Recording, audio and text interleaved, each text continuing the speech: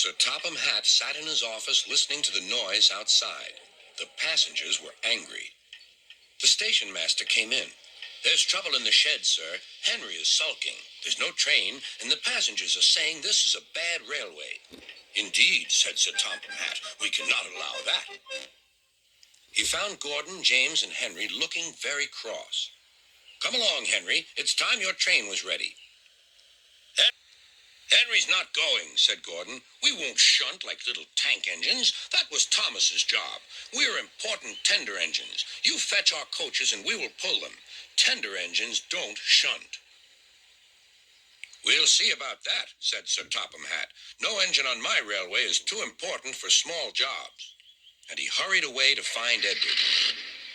The yard has never been the same since Thomas left to run his branch line, he thought sadly. Edward was shunting. "Leave those freight cars, please, Edward," said Sir Topham Hatt. "I want you to push coaches for me in the yard." "Thank you, sir. That will be a nice change." "That's a good engine. Off you go, then."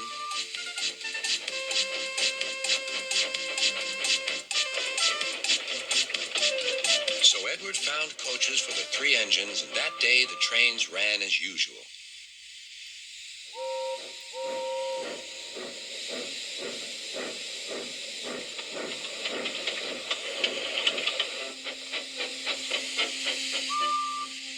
But next morning, Edward looked unhappy. Gordon came clanking past, hissing rudely. "Bless me," said Sir Topham Hatt. "What a noise!" "They all hiss me, sir," answered Edward. "They say tender engines don't shunt, and last night they said I have gray wheels. I haven't, have I, sir?" "No, Edward, you have nice blue ones, and I'm proud of you. Tender engines do shunt, but all the same, we do need another tank engine here."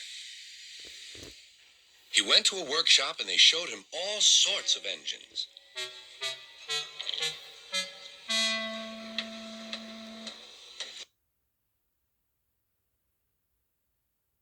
At last he saw a smart little green engine with 4 wheels.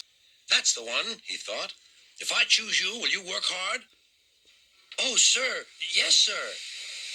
"That's a good engine. I'll call you Percy." "Yes, sir. Thank you, sir." And Sir Topham Hatt brought Percy back to the yard. "Edward," he called, "here's Percy. Will you show him everything?"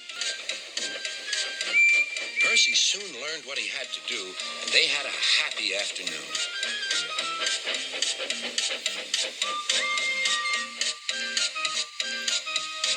Then Henry came by, hissing as usual.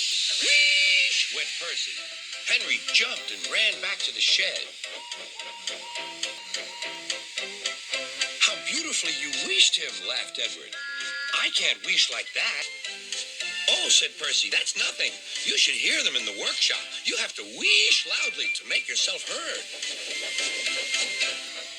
Next morning, Thomas arrived. "Sir Topham Hatt sent for me. I expect he wants help," he said to Edward. "Shh, shh, here he comes," replied Edward. "Well done, Thomas. You've been quick. Listen, Henry, Gordon, and James are sulking. They say they won't shunt like little tank engines. So I have shut them up, and I want you both to run the line for a while." "Little tank engines indeed," snorted Thomas. "We'll show them. And Percy will help too." "Oh, sir, yes, sir, please, sir," answered Percy. Edward and Thomas worked the main line, greeting each other as they passed by. Percy puffed along the branch line.